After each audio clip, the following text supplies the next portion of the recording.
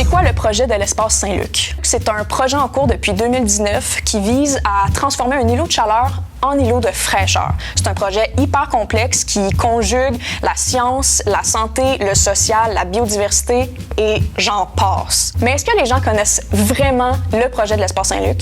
Camille et moi, on est allés poser la question à la Foire Écosphère. Regardez ça. Une vague dorée t'emporte, échouée sur le rivage d'une caverne dans ton corps.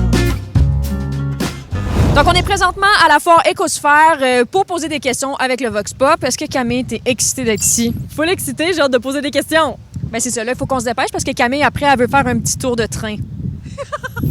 Train électrique! Salut les filles, comment ça va? Bien, toi? Ça va bien, merci. Toi, comment ça va? Bien. Bien. Ça va très bien. J'ai des questions pour vous. Est-ce que vous savez c'est quoi le projet de l'espace Saint-Luc? Non. Non. Non. Aucune idée? Aucune idée. Mais vous êtes de Magog. Oui. Oui, Donc là, c'est le temps, ça presse. Il faut savoir c'est quoi ce projet-là. Oui, c'est sûr. c'est sûr. Fait que c'est de reprendre un espace qui a été pas utilisé depuis plusieurs années, j'imagine, ou pas utilisé de la bonne façon, puis faire un espace vert avec. C'est à peu près ça, mais il va falloir le visiter pour avoir toutes les informations. Donc, rendez-vous dans un an, littéralement. Oui, c'est un espace qu'on a décontaminé pour avoir un îlot de fraîcheur. Voilà, alors tout au long, vous allez voir des extraits du Vox Pop, en fait, qui va vraiment vous servir à savoir ce que les gens savent sur les concepts scientifiques qu'on va aborder aujourd'hui. Mais il faut savoir qui a vraiment initié ce beau projet-là de l'espace Saint-Luc. J'ai ici devant moi Josiane. Josiane qui est, et je ne veux pas me tromper, coordonnatrice de la division environnement de la ville de Magog. J'ai tout dit? Oui, tout à fait. Parfait. Et François Lafortune, expert en GES et changement climatique et aussi enseignant à l'Université de Sherbrooke. Exactement. Parfait. Josiane, ça vient d'où cette idée-là de l'espace Saint-Luc? Bien, en fait, ça fait quand même depuis 2019 que ce projet-là a été pensé. Ça part d'une série d'événements, des besoins qui ont été soulevés, des équipes qui ont été sollicitées, dans le fond, dans un projet de décontamination environnementale. Donc, il y a des obligations légales qui font en sorte qu'il faut aller de l'avant, là, puis pouvoir débourser beaucoup de sous pour réaliser de la décontamination. Donc, ça part de là initialement. Puis, dans le fond, t'as rentré François dans ton équipe à quel moment? Bien, en fait, justement, quand on a commencé à réaliser qu'il fallait faire un plan de réhabilitation environnementale, qu'il fallait décontaminer le site, il fallait réfléchir à des moyens aussi d'aller chercher des sous parce que ça coûte très, très cher aux municipalités là, pour faire des projets comme ça. J'ai pensé à François, avec qui j'ai eu la chance de collaborer dans ma vie, dans d'autres projets. Puis, François, je le sais, très créatif, très avant-gardiste aussi. Puis j'ai un petit côté créatif, moi aussi. Puis on a pensé à des projets qui étaient disponibles au moment même. Donc, on est parti avec Climasol Plus en premier pour la décontamination. Fait qu'on est allé, on a eu un bon soutien du ministère de l'Environnement pour ça. Dans le programme Climasol Plus, il y avait des exigences de reboisement, de verdissement, mais qui étaient très minimalistes, en fait. Donc, après ça, c'est vraiment le concept là, d'échanges et discussions qu'on s'est dit, mais pourquoi pas en faire un beau projet, de sortir du cadre, de faire un îlot de fraîcheur, finalement. Puis là est arrivée une deuxième opportunité. C'était un autre programme gouvernemental du ministère de l'Environnement qui était Climat Municipalité. Puis là, c'est vraiment là qu'on a bâti un projet pilote de verdissement pour construire un îlot de fraîcheur dans un secteur là, qui avait besoin d'amour. Vous avez rencontré des défis qui ont dû être immenses, j'imagine? Principalement, on a eu de la chance d'avoir des élus qui ont vraiment comme embarqué puis qui ont cru en le projet. Puis ça a fait en sorte qu'on a pu bâtir, aller consulter les gens du milieu. On s'est allié d'acteurs clés aussi. As-tu quelque chose à ajouter peut-être pour C'est que c'est certain aujourd'hui dans les nouveaux programmes, les nouveaux projets d'adaptation, il faut impliquer le milieu, il faut impliquer la population. Fait que, tu sais, pour conclure tout ça, l'espace Saint-Luc, c'est vraiment une action concrète au maximum vraiment pour combattre l'îlot de chaleur qu'on a ici, là. Et de convertir un îlot de chaleur en îlot de fraîcheur, c'est très innovant. Et le ministère de l'Environnement, on appelle le MELCC, le ministère de l'Environnement au Québec, a reconnu ça. Et puis, on est certain là, que ça va faire époque, que ça va... par la suite, il y aura d'autres municipalités qui pourront mettre en place des projets comme celui-là. Et merci beaucoup.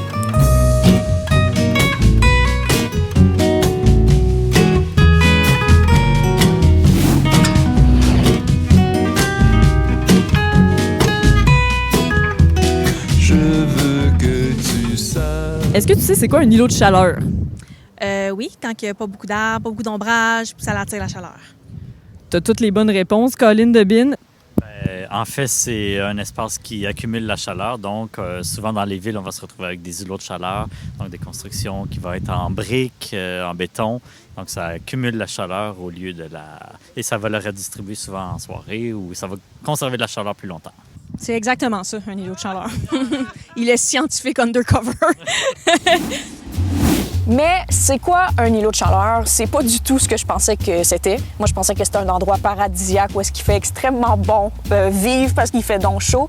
Mais c'est pas totalement ça. En fait, j'ai ici Jean-Nicolas, qui est doctorant en géomatique appliquée à l'Université de Sherbrooke. Je me trompe pas? Oui, exact. Parfait. En fait, Jean-Nicolas, c'est toi qui as travaillé sur les capteurs de chaleur installés à l'espace Saint-Luc. C'est quoi que tu as découvert? Bien, en fait, ce qu'on a découvert, c'est que, étonnamment, il y a quand même une grande différence de température entre la station météorologique d'Environnement Canada, qui est aux abords du lac ici, et l'espace Saint-Luc. En fait, la moyenne à l'été, c'est entre 3 à 4 degrés Celsius plus chaud à l'espace Saint-Luc. Et même dans les pics, dans les pires vagues de chaleur, on pouvait atteindre un 10 degrés Celsius de différence. Donc, c'est vraiment énorme.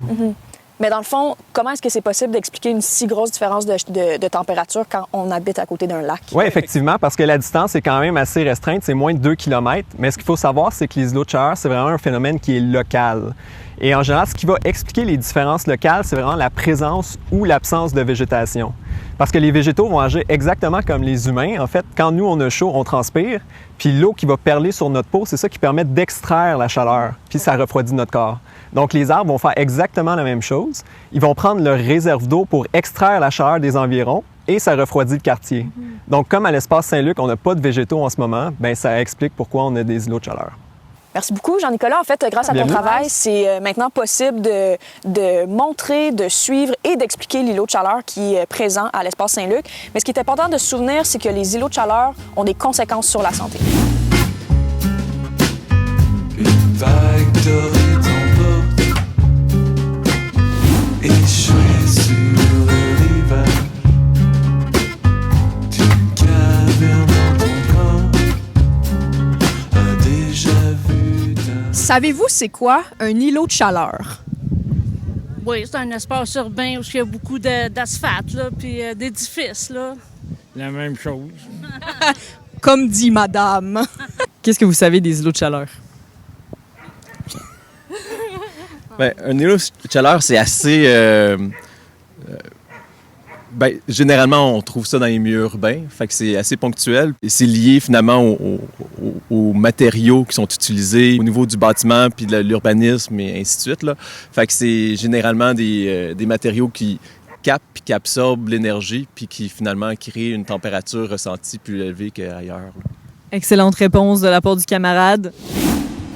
Un des aspects négatifs des îlots de chaleur, c'est vraiment les conséquences que ça a sur la santé. Et en fait, aujourd'hui, j'ai avec moi en virtuel Anaïs. Anaïs, tu es agente de planification, de programmation et de recherche en santé environnementale à la Direction de santé publique de l'Estrie. Est-ce que j'ai tout bien dit ton titre? C'est tout bien dit, c'est parfait. Parfait. Un peu essoufflé, mais ça vaut la peine. En fait, Anaïs, une première question pour toi. Je me demandais comment tu pourrais m'expliquer les effets des îlots de chaleur urbains sur la santé en général. Le risque qu'on connaît le plus, c'est vraiment les crampes de chaleur, les épuisements par la chaleur, voire le coup de chaleur. Donc, un coup de chaleur, c'est vraiment un épisode où on peut faire de la fièvre et connaître un épisode de confusion, peut-être même une perte de conscience. Puis c'est vraiment quelque chose qui est rare, mais quand ça arrive, c'est vraiment très grave. Au-delà de ça, il y a des effets plus indirects des coups de chaleur. On peut parler d'aggravation des maladies chroniques, Par exemple, des personnes qui souffrent déjà de maladies cardiaques ou respiratoires vont voir en fait leur état de santé se détériorer pendant des épisodes de chaleur plus ou moins longs. Puis l'autre conséquence qu'on connaît, qu'on documente, c'est l'augmentation des problèmes psychologiques et comportementaux, comme par exemple le stress, des comportements agressifs, des troubles anxieux. OK. Puis, en fait, en lien avec ça, est-ce que tu dirais que les îlots de chaleur pourraient contribuer aux inégalités sociales? Les îlots de chaleur, en fait, sont souvent...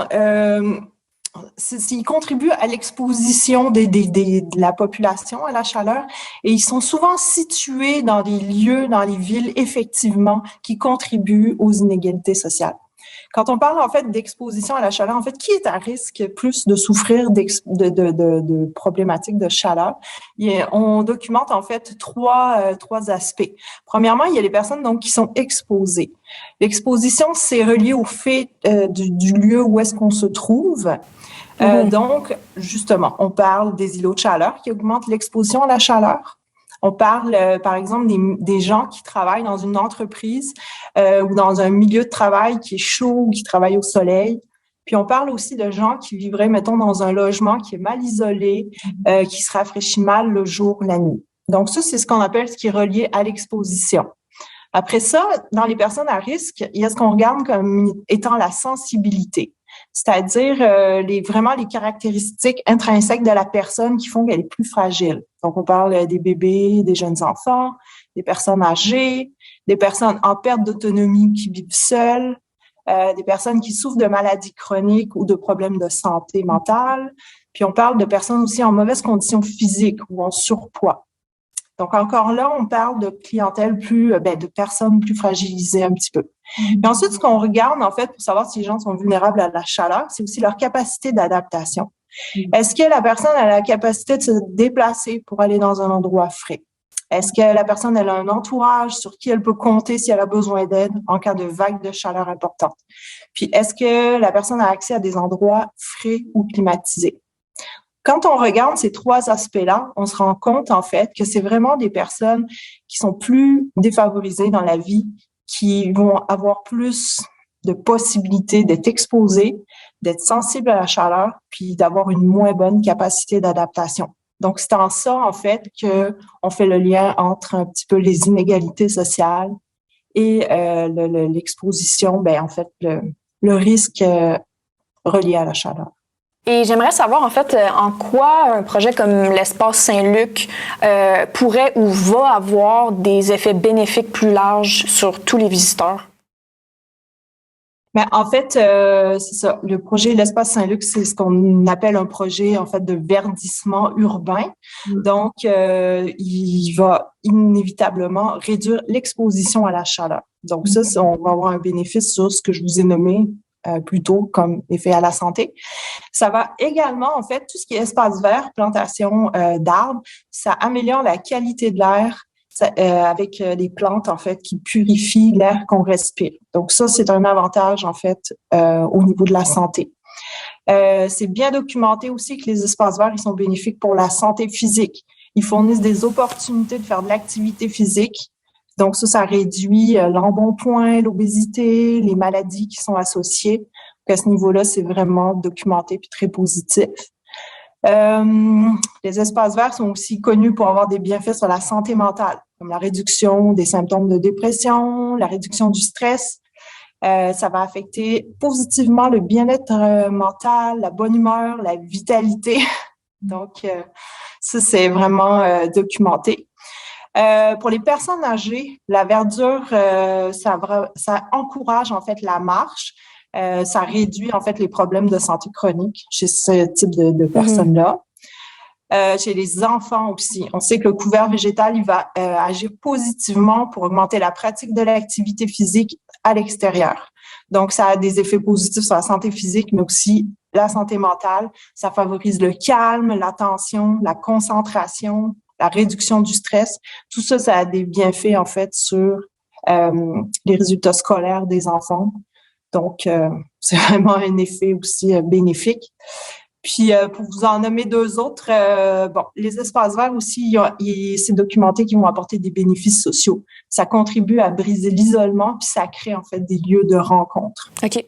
Donc, le dernier aspect qui est quand même important, c'est que pour avoir tous ces bénéfices-là, faut que les espaces verts soient à proximité des lieux de domicile. Puis ça favorise l'accès puis l'utilisation des espaces verts. Puis l'espace Saint-Luc, c'est ça qu'on voit en fait. Il se trouve au cœur d'un quartier résidentiel, dans un secteur où il y a des personnes qui ont peut-être moins accès à des terrains extérieurs chez eux. Selon moi, c'est vraiment une plus-value importante, en fait, pour le secteur. Ben c'est ça, là, à t'entendre parler, en fait, c'est que du positif. C'est que du positif. Je ne veux pas parler de biodiversité, puis... Ça, c'est dans d'autres volets. Mais, wow! Merci beaucoup pour ton temps, Anaïs, et merci pour l'entrevue.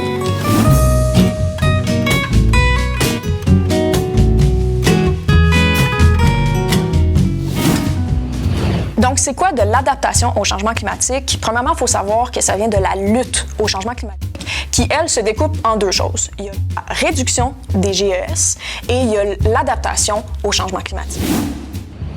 C'est quoi pour vous de l'adaptation au changement climatique?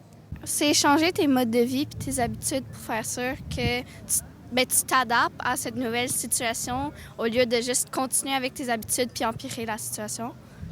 Tabarouette, c'est exactement ça. Ben, moi, j'ajouterais, c'est une question de résilience aussi. Donc, on va être confronté de plus en plus, on l'est déjà.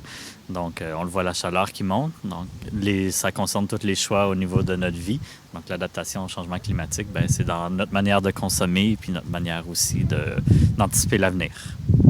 Ajouter ici une petite musique inspirante. Puis, au niveau de l'adaptation au changement climatique, qu'est-ce que vous diriez en deux mots là-dessus? Bon, il va falloir s'adapter également, puis faire preuve de créativité pour être résilient. Il y a un gros travail à faire de sensibilisation pour que globalement on change, mais aussi de créativité pour qu'on s'adapte.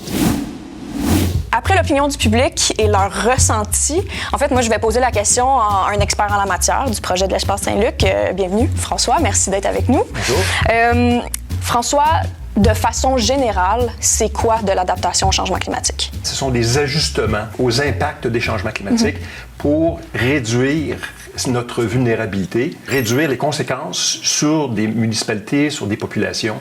Un exemple qu'on peut prendre, c'est la pandémie. Il y a eu des changements incroyables que ça a imposé. Il a fallu s'adapter à la pandémie. La pandémie, elle a eu un début, elle a eu une fin. Dans le cas des changements climatiques, il va falloir se préparer pour le long terme.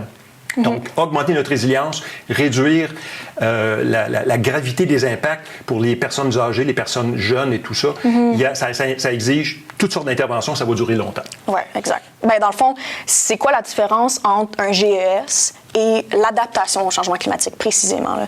Donc, en gros, quand on parle de changement climatique, il y a deux séries d'interventions qu'on peut faire. On peut et on doit réduire nos émissions parce que nos émissions, elles augmentent sans cesse. Elles sont 50% plus élevées en 2022 qu'elles l'étaient au début de l'ère industrielle. Pour éviter que ça se poursuive, il faut ralentir, il faut stabiliser, il faut diminuer. Donc, pour ça, il y a toutes sortes d'actions. Les énergies renouvelables, séquestrer plus de carbone, tout ça, ce sont des actions de réduction. Il faut intervenir maintenant, donc il faut augmenter notre résilience, qu'on appelle, réduire notre vulnérabilité pour aujourd'hui et pour les prochaines années. Bon, tu es toi-même enseignant à l'Université de Sherbrooke et l'Université de Sherbrooke s'investit dans le projet avec le CUF et le CDRV qui est... Exactement, qui est le Centre de recherche sur le vieillissement. Voilà. Donc, pourquoi est-ce que c'est pertinent pour le CDRV de s'investir dans un projet comme l'Espace Saint-Luc? Bien, la population de 65 ans et plus, elle est quand même importante à Magog. Il y a près de 30% de la population à Magog qui a 65 ans et plus. C'est une des villes au Québec où est-ce qu'il y a le plus de personnes âgées. Bon, ça, c'est un premier élément.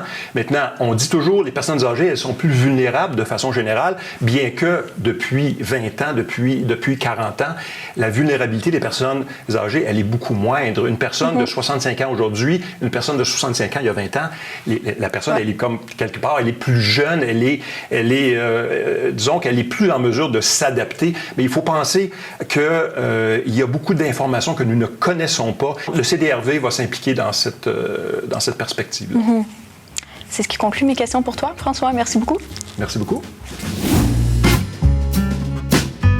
Une vague dorée t'emporte. Mesdames et messieurs, je vous présente Michel Bissonnette.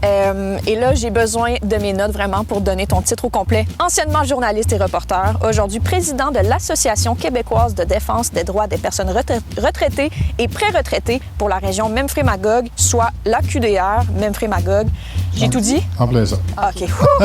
La pression était à son comble. Merci d'être là, Michel. Merci beaucoup. En fait, j'aimerais savoir pourquoi c'est important que l'AQDR s'implique dans le projet de l'espace Saint-Luc. La première chose, c'est que dans le quartier, autour de l'espace Saint-Luc, il y a plusieurs résidences pour personnes aînées. C'est un peu aussi ce qui nous a motivés à embarquer dans ce projet-là. L'autre chose aussi, c'est un peu notre contribution également disons, au développement d'une société puis d'un milieu de vie plus agréable, plus environnemental, plus actif aussi, où les gens vont pouvoir se promener. Puis vraiment, c'est un peu ça. Là. C'est un peu notre contribution citoyenne comme AQDR aussi. Bon. Michel, vous êtes jeune. Mais vous êtes plus vieux que moi. On s'entend là-dessus? Ouais. Disons oui. Disons que oui. Entre 0 et 10, mettons à 5. Exactement. Donc, j'aimerais savoir, ça vous fait quoi, vous, de voir qu'il y a une équipe qui travaille sur ce projet-là depuis tellement longtemps? Ça vous fait quoi de voir que ce projet-là va finalement voir le jour? Plus ça avance, plus un projet se développe, plus t'as hâte que ça arrive. Alors, nous, évidemment, c'est un but, là. Que le projet se concrétise, qu'il y ait un espace pour les aînés dans ce projet-là, puis que ça aboutisse, pour nous, c'est ça. Il faut le plus rapidement possible. Puis finalement, comment l'espace Saint-Luc pourrait vraiment répondre aux besoins d'une population vieillissante?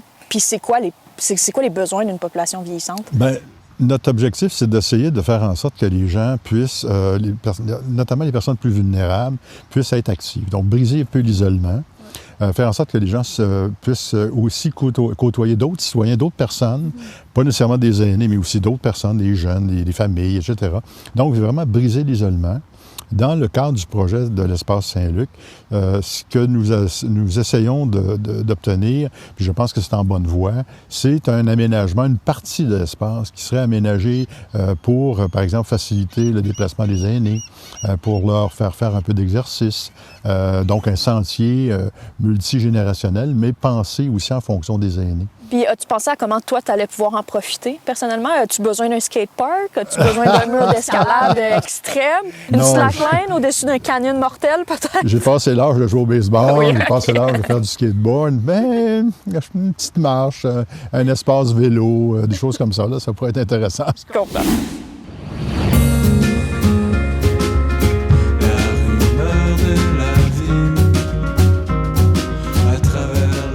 À votre âge, c'est quoi qui est important pour vous qui aille dans un parc?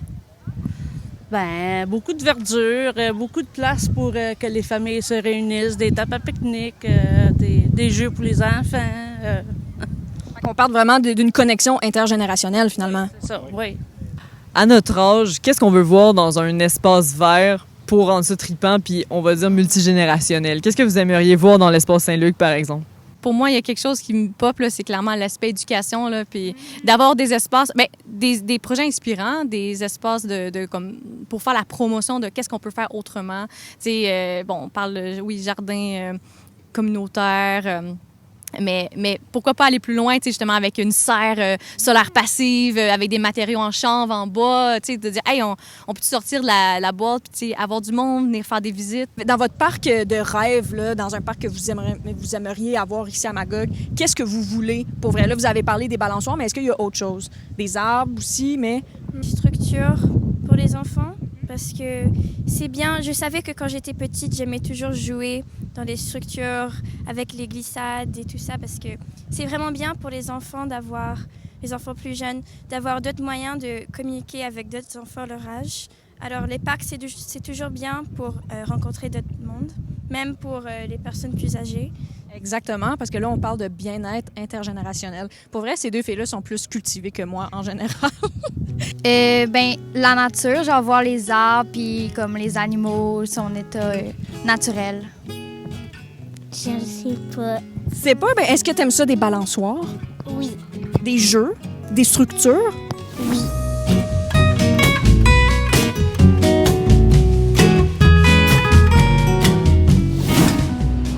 Tout près de l'Espace Saint-Luc, il y a plusieurs institutions sociales, dont 4 résidences de personnes âgées, des garderies, des écoles primaires, secondaires et aussi le centre d'éducation des adultes. Je rencontre maintenant Patrick Jalbert. Patrick, tu es intervenant au maintien scolaire au centre d'éducation des adultes des Sommets à Magog.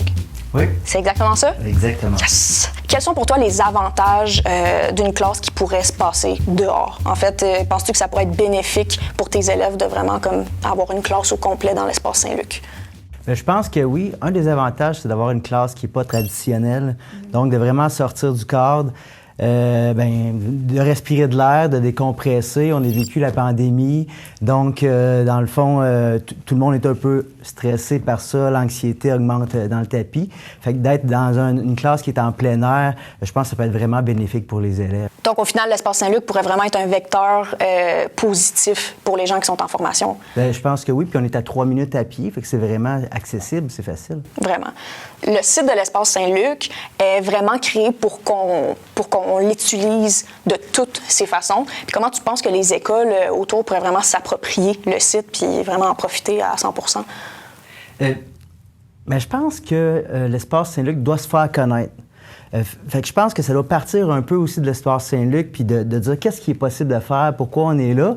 Puis c'est sûr que les écoles, oui, peuvent venir faire leur classe là, ils peuvent avoir de l'exercice, ils peuvent avoir des cours d'éducation physique, mais je pense en premier lieu qu'il doit peut-être avoir plus d'informations et je pense que cette entrevue-là est là pour ça aussi, là. Moi, j'aimerais ça, avoir des classes dehors, mais on va aller poser la question à des jeunes qui sont vraiment à l'école.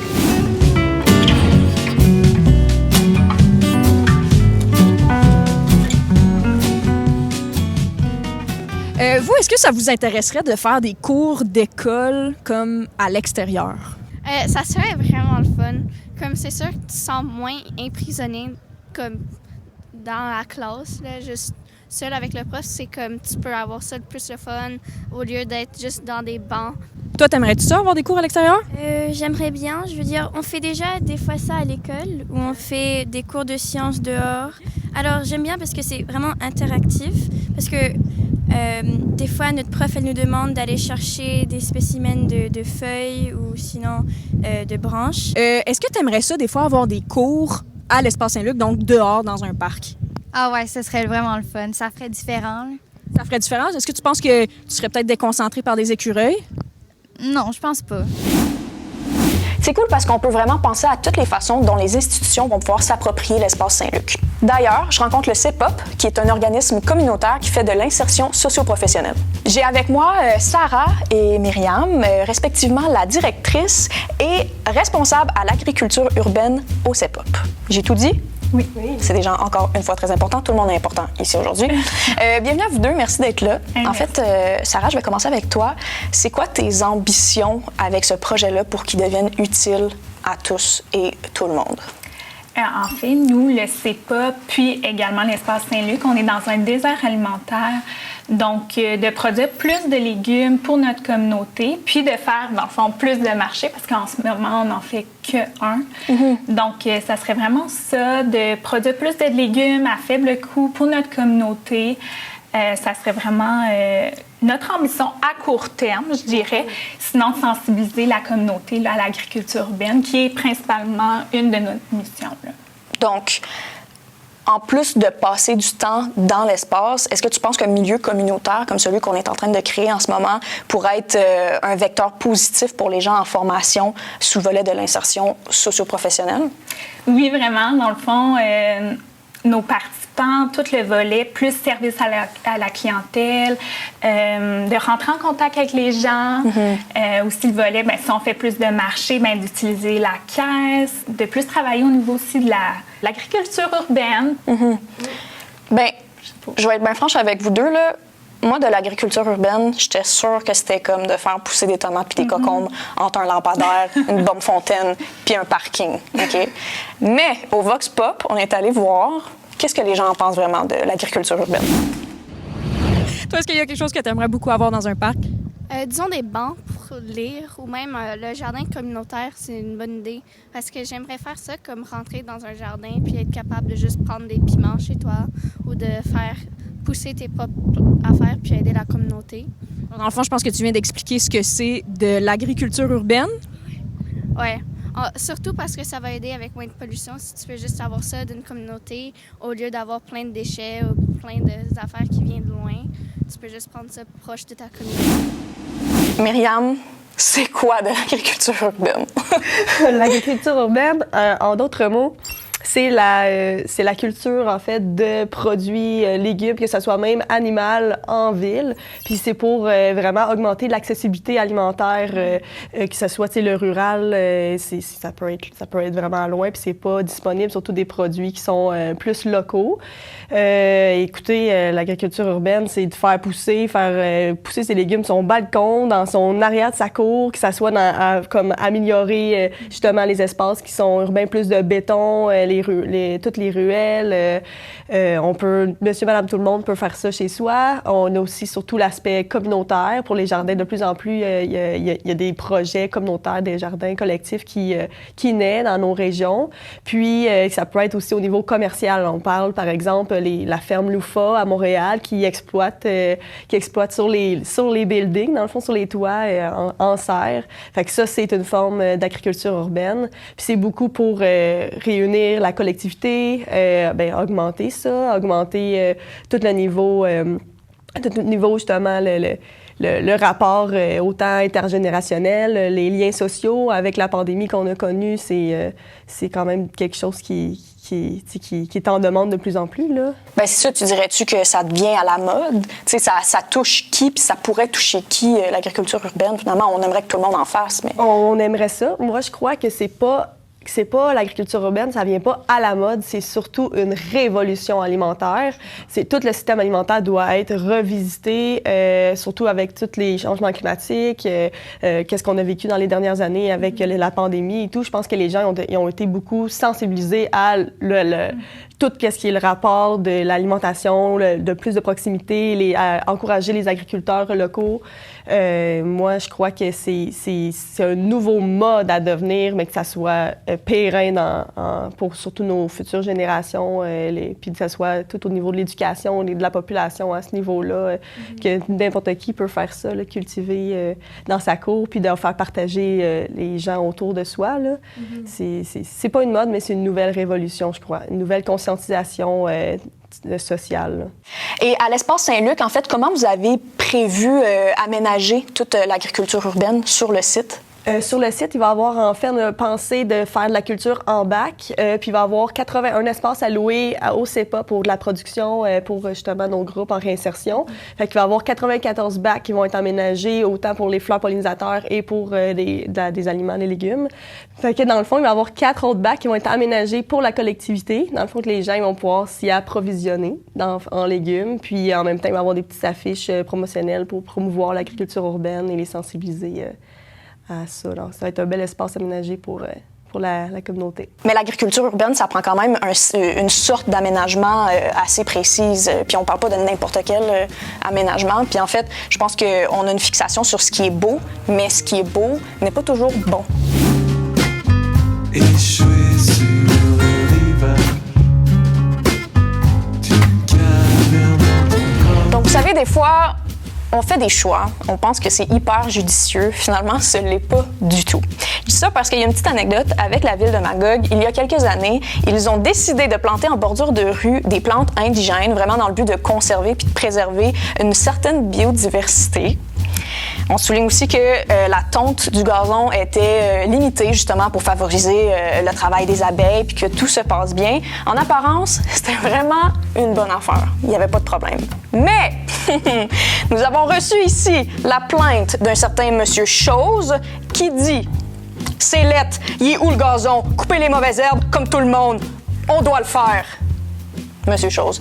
Donc, en fait, il y a eu des plaintes des citoyens, justement, parce que les gens trouvaient ça pas beau, qu'il y ait des mauvaises herbes. Mais c'est pas qu'il y a des mauvaises herbes. En fait, est-ce qu'on aurait une mauvaise vision de ce qui est beau versus ce qui est bon? On est allé poser la question à la Foire Écosphère. Mettons, quand on réfléchit au parc, qu'est-ce que toi, t'aimerais imaginer à l'intérieur de cet espace-là? Qu'est-ce qui serait le fun à avoir? Bien, autant de zones d'ombrage que de soleil, pas juste des zones de soleil, là, des zones où on peut se rafraîchir. Bien, merci beaucoup, Solveig. Est-ce que vous aimez ça, vous, le gazon très vert?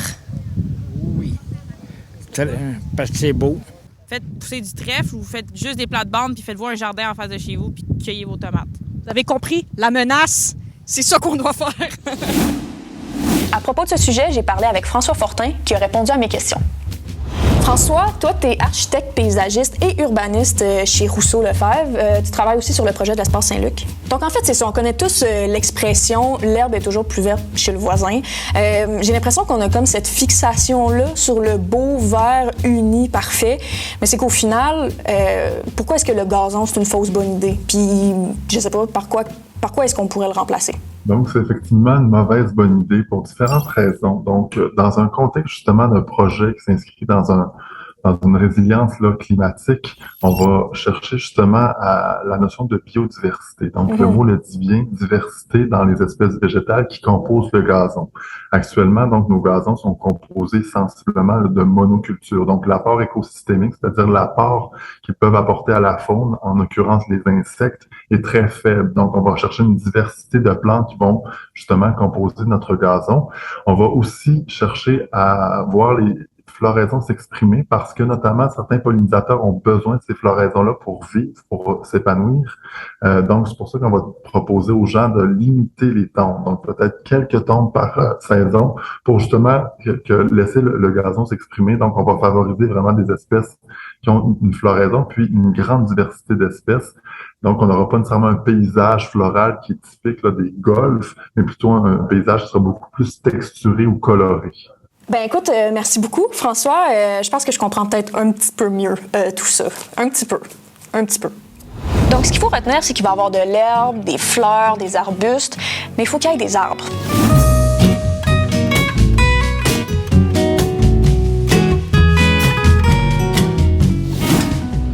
Donc, j'ai ici avec moi quelqu'un qui est constamment dehors. Simon, merci d'être là. Salut, Liliane. Si je me trompe pas, en fait, tu es coordonnateur général d'Arbre Évolution. Exact. Voilà. Donc, Simon, Arbre Évolution a une palette d'implications et d'activités assez large et assez impressionnante aussi. En fait, la question que j'ai pour toi, c'est que dans le cadre du projet Saint-Luc, ça va être quoi votre implication précisément? Dans le cadre du projet de l'Espace Saint-Luc, on va mettre à profit le programme de reboisement social. Et ça, bon, ça implique différentes choses, mais surtout d'opérer une activité de verdissement participatif. Donc, le reboisement social, c'est ça, c'est de rallier les gens des communautés autour d'événements de plantation d'arbres. Mais en plus de ça, de trouver du financement privé à partir de notre réseau de partenaires, qui est au-dessus de 100 entreprises PME, principalement québécoises, qui donnent des fonds à chaque année au programme de reboisement social. Donc, ça nous permet d'arriver avec un peu comme une étincelle, une bougie d'allumage pour les milieux de vie comme Magog, qui viennent à nous pour obtenir l'aide du programme de reboisement social sur le plan financier, sur le plan technique, logistique. Et on travaille vraiment en collaboration avec tous les intervenants du milieu. Fait que c'est vraiment une belle synergie qu'on arrive à créer avec les villes et les municipalités au Québec. Et j'aimerais savoir, en fait, de quelle façon Arbre Évolution va aider à diminuer les GES à l'Espace Saint-Luc? Bien, en opérant la partie reboisement d'arbres, de canopées, donc des arbres à grand déploiement. Exact. Donc, nous, on a le programme de reboisement social est un programme de séquestration de CO2.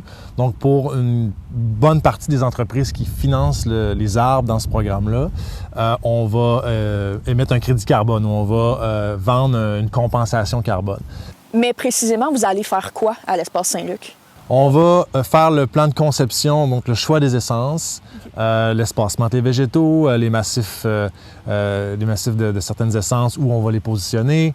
On va ensuite s'assurer d'acheter tous les végétaux, les matériaux. On va aider à mobiliser les bénévoles et on va surtout encadrer l'activité de plantation le jour où ça va se produire. Donc, recevoir le flot de citoyens, bénévoles, écoliers, s'assurer de subdiviser les groupes en sous-groupes en fonction de certaines tâches. Et tous ces gens-là vont être encadrés par des socio-arboriculteurs qui sont nos experts sur le terrain, qui conjuguent à la fois expertise sylvicole, mais aussi la capacité de conscientiser les gens et d'expliquer qu'est-ce qu'on fait, comment on plante un arbre. Merci beaucoup, Simon. Plaisir.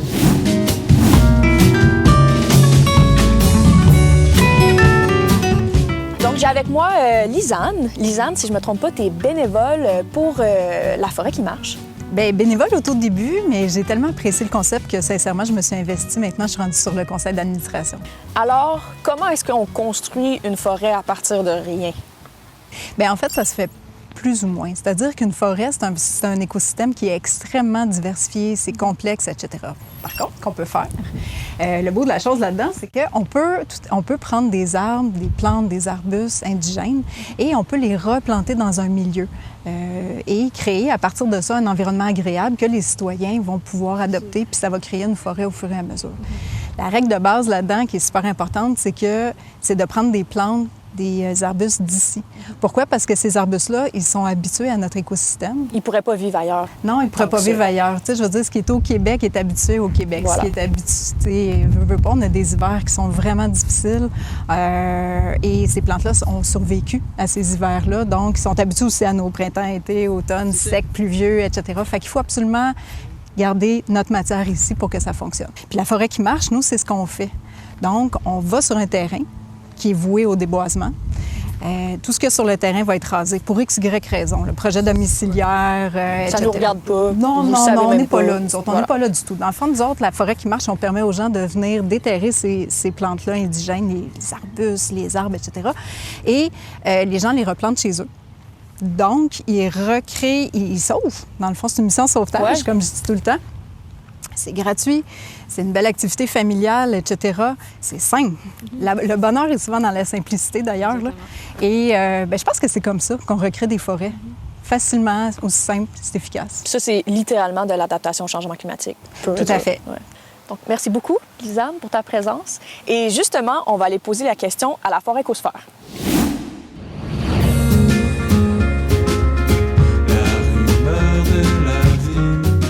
Est-ce que tu es au courant qu'il va y avoir des plantations sociales l'année prochaine? Non, ça, je n'étais pas au courant. Donc, quelque chose de nouveau. Il va y avoir des plantations si vous voulez venir planter les arbres. Allez-vous venir peut-être? Je sais pas.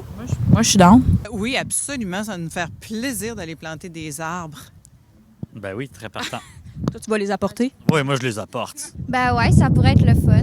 Genre, j'ai jamais fait ça, fait que ça ferait une nouvelle expérience. Puis ça allait être dans la nature en plus. Entre amis? Ouais. Toi, est-ce que tu vas venir planter des centaines d'arbres à l'espace Saint-Luc? Ben oui. Je prends ça pour un oui. Elle sera là avec son équipe au complet. Dans un parc idéal, pour toi, il y a quoi? Ben pour moi, il y a une notion de diversité, autant pour les publics qui y viennent que pour la nature, en fait. Donc, il faut vraiment qu'il y ait de quoi pour supporter la vie. Donc, on sait que les insectes ont un gros déclin. Donc, c'est important d'avoir des espèces endémiques, d'une diversité, avec une floraison qui va durer le plus longtemps possible. Puis, je pense que c'est aussi pour que les personnes puissent se réapproprier la nature. Donc, pour moi, un espace qui serait aussi un espace de co-jardinage, parce que les gens aussi peuvent avoir de l'éducation. Ça serait ça pour moi, un parc idéal. Pour vous, des trails de 4 roues, des puits de gaz où est-ce qu'on peut mettre le feu? Je vais reprendre la réponse. La diversité, puis plein d'enfants qui jouent. Ah oui. Elle veut des bébés partout, la madame. C'est ça qu'elle veut. Plus qu'il y a d'arbres dans le parc, mieux c'est aussi. Aussi, oui. Puis au-delà des arbres, le gazon aussi a une grande importance là-dedans, mais tout ce qui est buissons, petits ou grandes plantes, on met bien de l'énergie sur les arbres là, parce qu'on les voit comme des grandes, mais toutes les autres petites affaires vertes aussi peuvent aider à équilibrer tout ça. Donc, on vient de voir qu'il y a une façon de planter des arbres qui est de la réduction de GES pour ensuite les conserver, qui est de l'adaptation au changement climatique. Mais l'affaire avec reconstruire un écosystème, c'est que ça ne peut pas être fait sur n'importe quel terrain. Une vague dorée t'emporte. Donc, je suis avec Olivier Saint-Pierre, qui est ingénieur et chargé de projet à la ville de Magog. Donc, j'ai une première question pour toi. Pourquoi est-ce que l'espace Saint-Luc est contaminé? Historiquement, c'était le terrain pour les travaux publics qui était là. Okay. Ils faisaient du stockage, de leur machinerie, c'était leur garage en soi, toute leur pile de matériaux. Puis il y avait aussi de l'entreposage d'hydrocarbures, d'essence, diesel. C'est tous ces incidents-là qu'il y a eu qui ont contaminé. Puis aussi, c'est quand le garage en soi, le 520 Saint-Luc, c'est toute une juxtaposition de bâtiments. Quand on a fait le fur et à mesure des agrandissements, c'est ça. Il y avait des vieilles fournaises d'huile, ils ont tué l'huile, on ne sait pas trop, mais on sait que ça s'est ramassé sous les terres, dans le sous-sol. Fait que là, c'est pour ça qu'il faut décontaminer. OK. Puis comment Ouais. est-ce qu'on décontamine notre terrain? Non, c'est quand même des gros travaux, effectivement. En fait, quand on décontamine, l'espace Saint-Luc, on le décontamine en 2 volets. En fait, qu'est-ce qui était accessible par excavation, on l'a excavé, simplement. On a mis ces sols-là en réserve sur une pile pour faire une biopile pour décontaminer.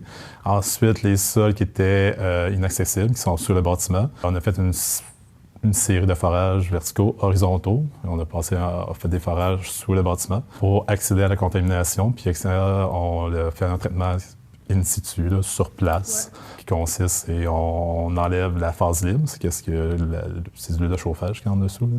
Fait que on tire l'huile de chauffage qui reste.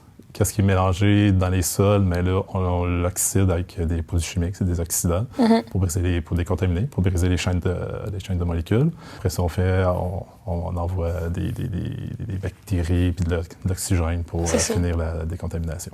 Fait que là, on parle de décontamination de terre, mais une eau peut aussi être contaminée. Est-ce que c'est possible de faire ça avec la biopile? Oui, tout à fait. Ben, en fait, c'est ça. C'est la biopile en soi, là, c'est ça. C'est un grand morcellement de terre qu'on a amendé avec de la matière organique.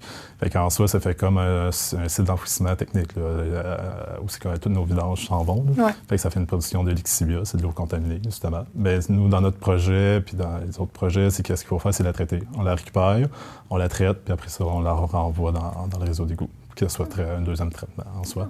Fait que c'est simple, finalement. Ça paraît compliqué, mais oui, ça peut être simple, c'est très simple. OK. Ben, merci beaucoup, Olivier. Merci à toi.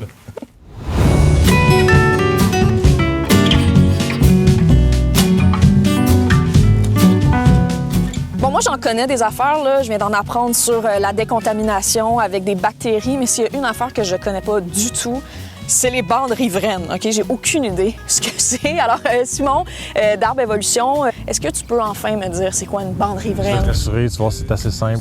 Ça tombe bien d'en parler ici, d'ailleurs, près du lac Memphremagog, parce qu'on est sur le bord d'un plan d'eau.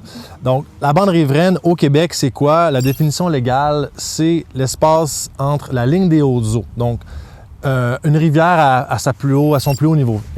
On pense notamment au printemps, à la fonte des neiges. Donc, la ligne qui est facilement observable, du moins avec quelques notions biologiques, on peut cibler où est la ligne. De là, 3 mètres. Faisons 3 mètres. Ça, c'est la bande riveraine légale en milieu agricole. Okay. Donc, les producteurs agricoles du Québec n'ont pas le droit de cultiver dans cette zone-là. Donc, on parle de 3 mètres de large.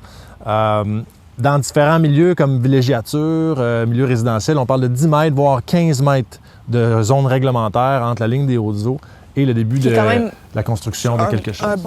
C'est un bon écart. C'est une bonne différence. Il y a eu un compromis qui a été fait au Québec pour les milieux agricoles pour pas leur empiéter trop sur leurs droits de propriété. Puis comme c'est des producteurs de nourriture et tout ça, ils ont un avantage, si on veut, au niveau de la réglementation. On va le dire. Un passe-droit qui est compréhensif, mais il faut absolument régler des problèmes qui découlent de l'agriculture industrielle. Parce que la bande riveraine, imaginons-nous un gros tracteur avec tout son équipement de pulvérisation d'intrants chimiques qui est à 3 mètres d'une rivière et la seule chose qui sépare l'épandage, c'est à peine 3 mètres d'herbacées, plus ou moins touffu, là, tu sais. Donc, il y a vraiment une façon d'élargir les bandes riveraines en milieu agricole et ça, c'est un des objectifs qu'on s'est donné à Arbre Évolution avec un programme qui s'appelle Carbone Riverain, où on veut vraiment passer de 3 mètres à 8 mètres. Donc, on veut rajouter 5 mètres de plus dans le champ de culture pour planter 2 rangs d'arbres alternés d'arbustes comestibles. Donc, juste visuellement, là, projetons-nous, imaginons-nous une bande riveraine où il n'y a presque pas d'arbres, presque pas d'arbustes, que des herbacées.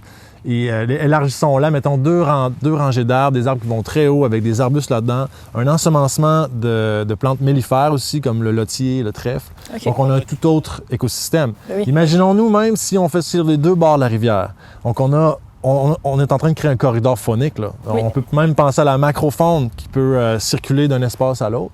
Donc, les bandes riveraines, c'est le dernier chemin d'accès, la dernière autoroute pour la faune dans les milieux agricoles. C'est la seule bande encore végétalisée qui peut permettre à un renard ou à une tortue genre de franchir l'espace qu'elle a besoin. Donc, il faut les élargir. Il faut donner plus d'espace à la faune pour connecter les biomes entre eux, donc les espaces de vie. Donc, est-ce que c'est l'une des raisons de pourquoi c'est aussi important de les protéger? Puis, vite fait, comment on protège les bandes riveraines? Moi, c'est une des raisons, mais il y en a beaucoup dans les bandes riveraines. On parle d'écoservices de la nature. Dans le cas d'une bande riveraine, ils sont multipliés parce qu'on a la faune, mais on a également les eaux de ruissellement, on a la protection contre l'érosion éolienne, donc toute la perte de sol due au vent qui est perdue. On a la filtration des aérosols dans l'air aussi. On a un paquet de contrer l'érosion des rives. Donc, les effets sont multiples, surtout quand on pense que la finalité, c'est notre eau potable. Exact. Au Québec, on tire notre eau potable de nos ruisseaux, de nos rivières. Donc, il faut absolument s'assurer que la goutte d'eau qui part d'un champ, quand elle arrive au ruisseau, elle est quasiment purifiée. Donc, ça, on peut faire ça en élargissant les bandes riveraines. Maintenant, pour y arriver, il faut reconnaître que l'agriculteur y est propriétaire, il est en droit de ne pas l'élargir, la bande riveraine. Il faut respecter ça. Donc, ce qu'on a trouvé, nous, avec le programme Carbone Riverain comme solution, c'est de dédommager, de récompenser l'agriculteur pour l'élargissement de sa bande riveraine et pour la perte d'espace cultivable.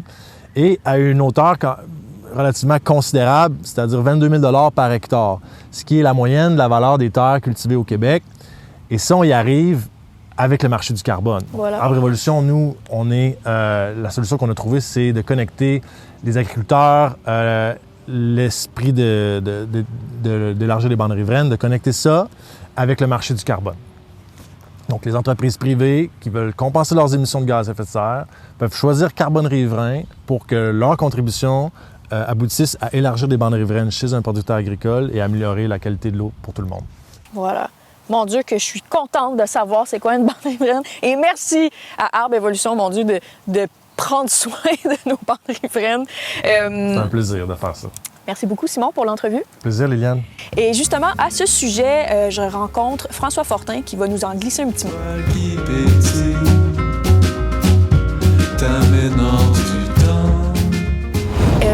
Est-ce qu'il y a des bandes riveraines dans l'espace Saint-Luc?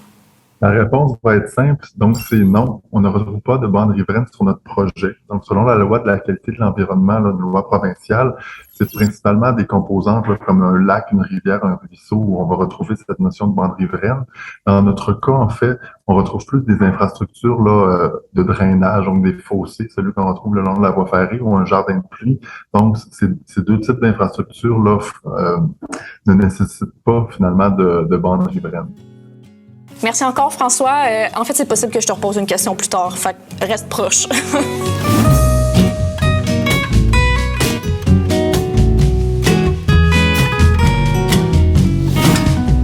Bon, là, on parle depuis tantôt, puis je me dis que c'est quand même compliqué de juste créer un parc comme ça. En fait, l'important, c'est de pouvoir s'amuser dans le parc le plus rapidement possible. Et j'ai posé des questions à François Fortin, qui est architecte, paysagiste et urbaniste. J'ai encore une question pour toi, François. Au même endroit, il y a aussi le parc Maurice-Théroux qui va connaître un beau rafraîchissement. En fait, je me demande quel genre de jeu ou de plateau sportif on pourrait s'attendre à voir aux abords de l'espace Saint-Luc. Le site de l'espace Saint-Luc est adossé au parc Maurice-Théroux.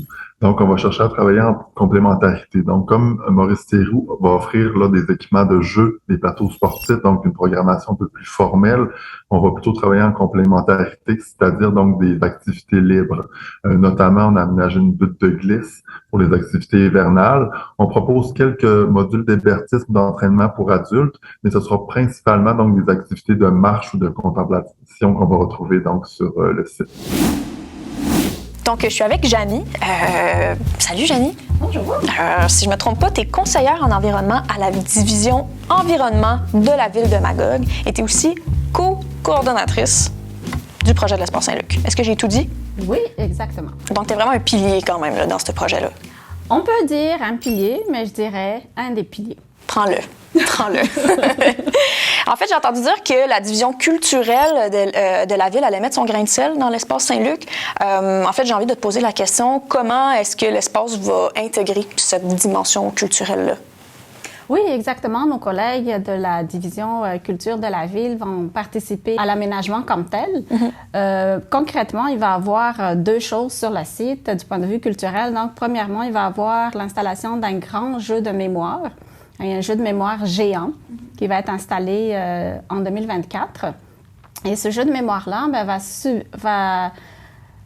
va être utilisé comme support pour des animations culturelles, des activités culturelles, pour faire connaître la culture, mais aussi va être utilisé pour faire de l'éducation, de la sensibilisation, notamment en environnement, mais beaucoup axé sur les changements climatiques parce que ça va être installé dans l'espace Saint-Luc. Mais il y a aussi la section, dans la partie du site où il va y avoir l'agriculture urbaine, on va avoir une infrastructure qui serait probablement un conteneur qui va être utilisé pour entreposer les matériaux et les outils. Ce conteneur-là, on va l'habiller avec une fresque. On va solliciter soit un artiste, une artiste ou bien un groupe pour réaliser cette fresque-là.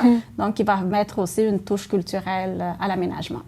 Bon, voilà. Donc, est-ce que aussi dans l'espace Saint-Luc, on pourrait retrouver des éléments du patrimoine? Puis si oui, quel élément va se trouver sur le site de l'espace Saint-Luc? Est-ce que vous avez pensé à comment vous allez l'intégrer? Bien, comme vous savez, on a fait des travaux de décontamination sur le site. Au tout début des travaux, on a donc découvert une section de l'ancienne voie ferrée.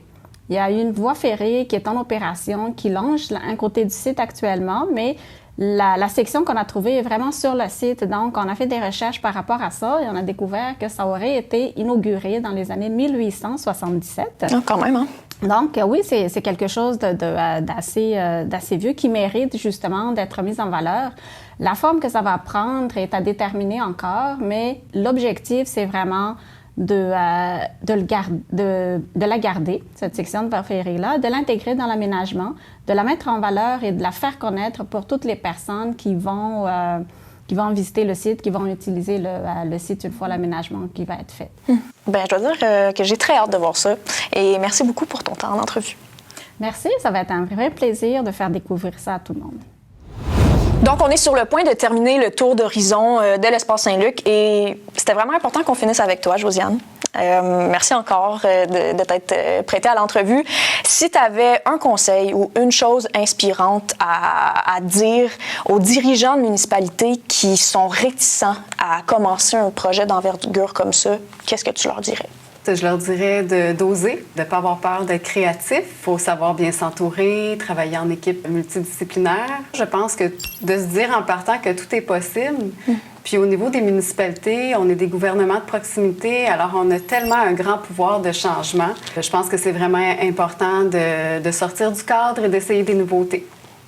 Puis toi, personnellement, comment tu te sens par rapport à l'espace Saint-Luc qui va bientôt être parmi nous à Magog?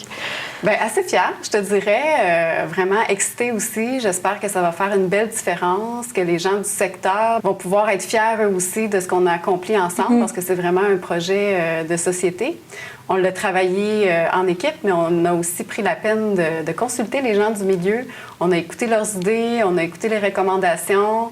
On a eu la chance d'avoir des décideurs qui ont embarqué aussi, qui nous ont accompagnés là-dedans. Donc, oui, je me sens assez fière. Coupé! Bravo tout le monde! Bon, ben on l'a. Merci Josiane, à bientôt. À bientôt. Et Liliane, ton projet? Écoute, on n'a même pas parlé de l'enclos des végétaux rares du territoire qu'on veut mettre aussi à cet endroit-là. Mais écoute, moi je voulais savoir, là, avant qu'on wrap up le plateau puis qu'on enlève le set, est-ce que quand tu t'es embarqué dans ce projet-là, tu pensais que ça allait être un peu plus simple? Je savais tellement pas à quoi m'attendre. J'étais très flattée là, d'avoir été contactée pour ça, mais je pensais pas que ça allait être ça. Vraiment pas. Puis même que d'apprendre autant de trucs tellement importants sur l'environnement puis la planète à 25 ans, ça l'a quand même pogné mon orgueil, pour vrai. Parce que, ben oui, parce que pour moi, je me posais pas de questions là, quand je pluguais mon climatiseur. Je pensais pas qu'il allait faire plus chaud dehors. Mais moi, je m'en foutais parce que l'important, c'est qu'il fasse frais chez nous puis que j'aille des mitaines en juin, genre, tu comprends? Tu sais, j'ai toujours été hyper privilégiée. J'ai jamais comme vécu les effets négatifs du changement climatique parce que je suis privilégiée. Tandis que là, j'ai 25 ans, dans comme 3 ans, je vais avoir une maladie chronique peut-être. Et là, les choses vont changer, tu comprends? Ouais, pour moi, les changements climatiques puis la hausse de température, mettons, ben ce qui m'affectait négativement, c'est que j'avais les cheveux gras, mais s'il y a plus de choses que ça. Fait que, il y a d'autres enjeux dans ta vie qui oui. Oui, absolument. Non, je suis tellement contente d'en avoir appris autant. Ça va me donner des vraiment bons sujets de conversation dans les soupers parce que j'aime ça quand on m'écoute parler. Puis non, je suis très... Pour vrai, je suis vraiment contente. Je suis vraiment contente. Ça met les choses en perspective. Puis je vais peut-être être là l'année prochaine pour planter des arbres. Hey, c'est un rendez-vous. C'est un rendez-vous. Yes! La porte est grande ouverte, puis le café est prêt.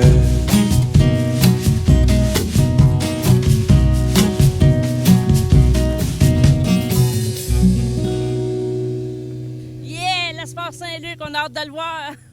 Yeah, l'espace Saint-Luc, on a hâte d'aller marcher.